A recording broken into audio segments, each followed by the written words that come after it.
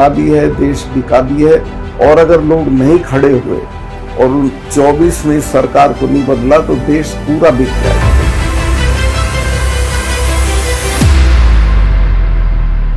क्या छीन लिए जाएंगे 2024 में आम जनता से अधिकार? क्या आम जनता 2024 में अपने वोट का इस्तेमाल नहीं कर पाएगी? क्या आम नागरिक का 2024 में जीना मुश्किल हो जाएगा? क्या 2024 के बाद भारत का संविधान खत्म कर दिया जाएगा? क्या 2024 के बाद एक ही पार्टी रह जाएगी? ये मैं नहीं कह रहा, एक बड़े नेता के बयान से देश में हड़कंप मचा हुआ है। हम आपको एक एक बयान भी दिखाएंगे और जो सवाल खड़े हो रहे हैं उन पर भी चर्चा करेंगे। क्यों ऐसे सवाल खड़े हो रहे हैं जिनसे जनता में खलबली मची हुई है? देश में ऐसा माहौल देखने को मिल रहा है जो अब संविधान से भी ऊपर दिखाई दे रहा है। ऐसे उठते सवालों के क्या जनता देगी जवाब? क्या देश में खत्म होने जा रही है चुनावी प्रक्रिया? क्या अब मन चाहे मन माने तरीके से होगा 2024 का चुनाव? दोस्तों, ये चिंता का विषय है। कहते हैं चिंता और चिता में कोई फर्क नहीं होता, एक बिंदु का खेल है। ये खेल आपके साथ भी खेला जा रहा है। दोस्तों, सतपाल मलिक का तो नाम सुना ही होगा आपने। बीजेपी सरकार में बड़े बड़े पदों पर और जम्मू कश्मीर के राज्यपाल रहे। पुलवामा हमले में शहीद हुए जवानों का जिम्मेदार केंद्र सरकार को ठहराया था।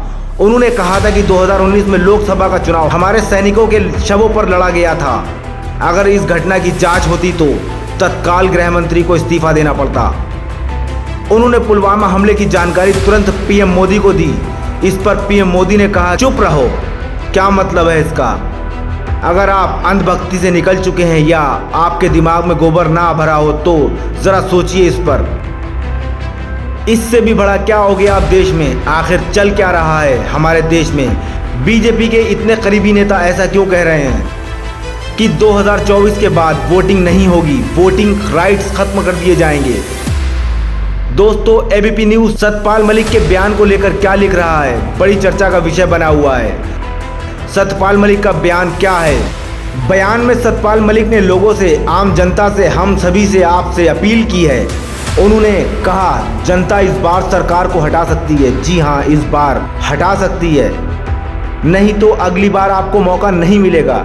मीडिया के सामने बात करते हुए सतपाल मलिक ने कहा कि आपके पास मौका है 2024 में भाजपा सरकार को हटाने का, नहीं तो आपको अगली बार मौका नहीं मिलेगा। देश झुका भी है, देश बिका भी है। और अगर लोग नहीं खड़े हुए और 24 में सरकार को नहीं बदला तो देश पूरा बिक जाएगा। मैं अभी तक इस नतीजे पे पहुंचा हूं कि नरेंद्र मोदी की कोई विचारधारा ही नहीं। उनकी विचारधारा मैं, इसके अलावा कुछ नहीं। दोस्तों, इस बयान ने बुद्धिजीवियों को सोचने पर मजबूर कर दिया। सतपाल मलिक ने यह भी बताया कि कैसे बीजेपी सरकार जनता पर अपना फैसला थोपती है, कैसे लोगों को चुप कराने के लिए सीबीआई, ईडी या नए नए तरीके का इस्तेमाल करती है। मोदी सरकार तो हथकंडों में माहिर हो चुकी है। वो बार बार मोदी सरकार पर हमला बोलते हुए देखे जा सकते हैं, मगर गोदी मीडिया में इस बात पर चर्चा होती कहीं नहीं दिखाई देती।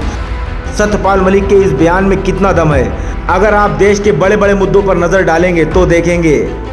आप ब्रजभूषण सिंह और अरविंद केजरीवाल का ही मामला देख लीजिए। सुप्रीम कोर्ट के आदेश के बाद भी कैसे कोर्ट का आदेश ठुकरा दिया गया। क्यों कोर्ट के आदेश का पालन नहीं किया गया? अब सवाल उठ रहे हैं। अरविंद केजरीवाल की तरफ से ये आरोप भी लगाया जा रहा है कि सुप्रीम कोर्ट की 5 जजों की बेंच ने यह फैसला किया था कि दिल्ली का बॉस जो है वो अरविंद केजरीवाल है, लेकिन कोर्ट के फैसले पर एलजी सक्सेना ना इत्तेफाक रखते हैं। जी हाँ, आपने सुना, कोर्ट के फैसले पर ना इत्तेफाक। अब इसकी लड़ाई भी शुरू हो चुकी है। सुप्रीम कोर्ट के फैसले को भी भाजपा सरकार नहीं मानती, सुप्रीम कोर्ट के फैसले को भी नकार रही है और अब एक अध्यादेश लाना चाहती है जिससे वैसी ही पावर, वैसी ही राइट्स एलजी सक्सेना के पास यानी भाजपा के पास आ जाएं, जिससे भाजपा ताकतवर हो जाए। दूसरा मामला देख लीजिए, पास्को एक्ट में ब्रजभूषण सिंह के खिलाफ सुप्रीम कोर्ट के आदेश के बाद भी 3 महीने बीत जाने के बाद भी अभी तक कोई कार्रवाई नहीं। फिर से जब जंतर मंतर पर देश की बेटियां बैठती हैं अपनी मांगों को लेकर, फिर जब सुप्रीम कोर्ट दिल्ली पुलिस को फटकारता है कि अब तक आपने एफआईआर क्यों नहीं किया, पास्को एक्ट के तहत एफआईआर दर्ज किया जाए। इतने दिन बीत जाने के बाद भी क्या सुप्रीम कोर्ट के आदेश का संज्ञान लिया गया? जमीनी स्तर पर आपने देखा क्या अभी तक क्या हुआ? कोई गिरफ्तारी, कोई एक्शन, कुछ नहीं। ऐसे में सवाल उठता है कि 2024 में लोकसभा का चुनाव होगा और उसके बाद अगर भाजपा सरकार जीत जाती है तो क्यों नहीं करेगी अपनी मनमानी। और जो आगे चुनाव होंगे क्या उसमें कोई चुनावी प्रक्रिया होगी या नहीं, ऐसा सतपाल मलिक अपने बयान में कहते नजर आ रहे हैं। क्या भाजपा एड़ी चोटी का जोर लगाकर 2024 का चुनाव जीतने की कोशिश करेगी?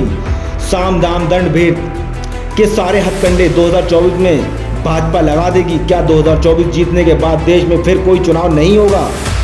ऐसे तमाम सवाल उठ रहे हैं। आपको क्या लगता है? हमें कमेंट करके ज़रूर बताएं। साथ ही साथ चैनल को सब्सक्राइब करें, पेज को फॉलो करें और न्यूज़ को शेयर करना ना भूलें।